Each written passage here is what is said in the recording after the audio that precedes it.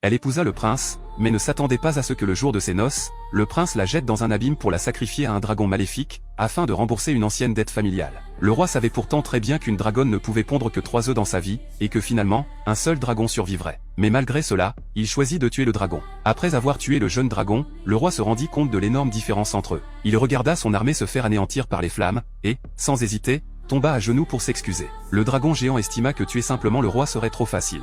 Il exigea donc une revanche sous la même forme, les descendants du roi devaient sacrifier leurs enfants en hommage aux âmes des jeunes dragons disparus. Cependant, le dragon sous-estima la ruse humaine. Pour préserver la lignée royale, le prince héritier choisit une femme parmi les gens du peuple. Lors du sacrifice, il n'hésita pas une seconde et offrit sa nouvelle épouse au dragon. La jeune fille, qui venait de se réveiller, entra dans une grotte rougeoyante. Elle ne savait pas que le dragon l'attendait déjà. Face à la terreur du dragon, Anna n'eut d'autre choix que de fuir de toutes ses forces. Mais, en tournant un coin, elle aperçut un cadavre de femme carbonisée. Effrayée, elle tenta de s'échapper, mais ses pieds furent pris dans des débris. En luttant, elle fut brûlée à la jambe par les flammes du dragon. Elle supporta la douleur et se cacha dans la grotte.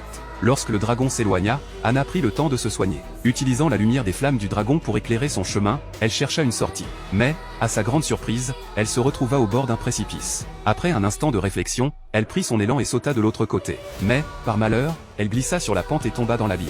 Heureusement, ses vêtements se coincèrent dans les rochers, ce qui lui donna juste assez de temps pour planter son couteau dans les fissures. Elle se hissa difficilement sur une plateforme.